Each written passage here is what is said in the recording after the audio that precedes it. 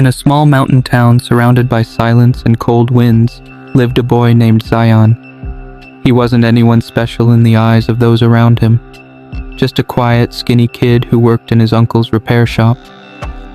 Zion had a dream no one understood. He wanted to become an architect and build homes that made people feel safe and inspired. When he shared this dream, people laughed. "You? An architect? You barely finished school. Be realistic," they said. "You should be grateful you even have a job." The more he talked, the more their voices got louder. So he stopped talking. But he didn't stop dreaming.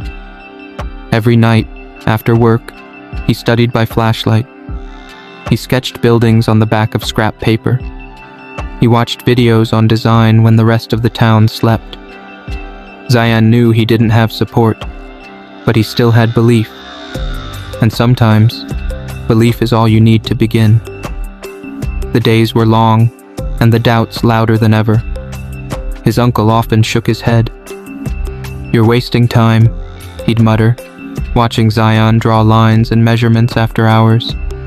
Even his friends mocked him gently. "You think you'll ever leave this place?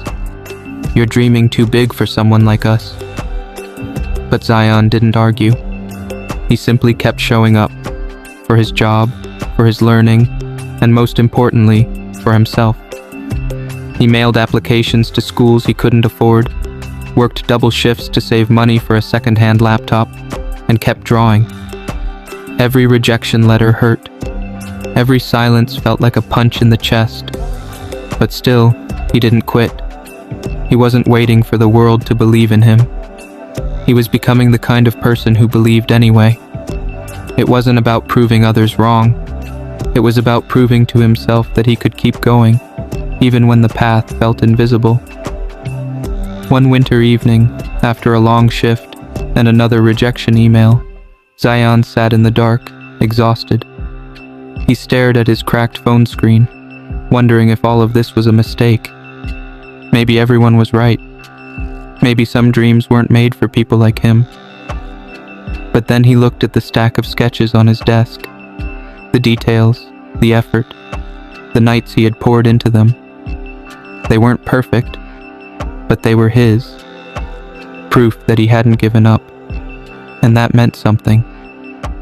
In that moment he realized, belief doesn't mean never doubting. It means choosing to keep going, even when the doubts scream loudest. If this story speaks to something deep in you, don't forget to subscribe. We share more stories like this, because sometimes all it takes is one reminder that you're not alone.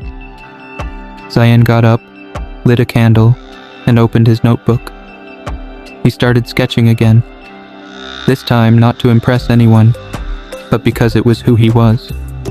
Others had stopped believing, but he had not. And in that quiet space, something stronger than motivation returned. Purpose. With renewed focus, Zion adjusted his approach. He started sharing more of his work online, not to go viral, but to stay visible. He joined free online forums for aspiring designers, offered to help others, and asked for critique. Most nights he still came home exhausted, but now there was a sense of movement. Not fast, not loud, but real. One day, a volunteer architect saw his sketches and offered mentorship. It wasn't a shortcut. It wasn't success overnight. But it was a doorway, and Zion walked through it. Every opportunity that came his way, he treated with quiet respect. He didn't brag. He didn't announce anything. He worked. And with every small win, something became clearer. Success isn't about who believes in you first. It's about who refuses to stop even when no one does. Zion no longer waited for applause. He was building a life that would speak for itself. Over the next 2 years, Zion kept doing what few were willing to. He stayed consistent. While others looked for shortcuts, he built slowly. While some gave up after a single failure, he learned from every closed door. And eventually, his time came. One of his concept designs was selected for a national competition. He didn't win, but his work caught the eye of someone who mattered. A letter arrived a few weeks later, an offer for an apprenticeship at a respected architecture firm in a nearby city. He packed his things quietly. No celebration, no grand announcement, just quiet satisfaction. As he stepped onto the bus out of town, some of the same people who once doubted him stood by silently, unsure of what to say. He didn't need an apology. He didn't need validation, because by now he had earned something far more powerful, his own self-respect.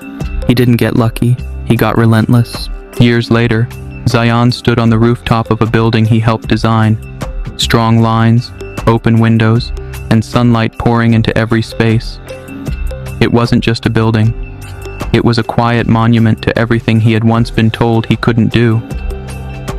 He thought back to the boy who studied under a flickering flashlight, who kept sketching while the world laughed, who walked forward when no one walked with him.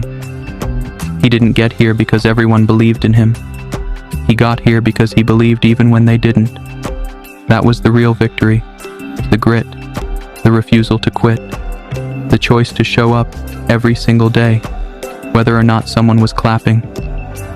His story was proof that you don't need a cheering crowd to write a powerful legacy. You just need to keep moving when your legs shake, keep working when no one's watching, and keep believing when no one else will. And now, ask yourself, are you waiting for someone to believe in you? Or are you ready to become the one who believes first?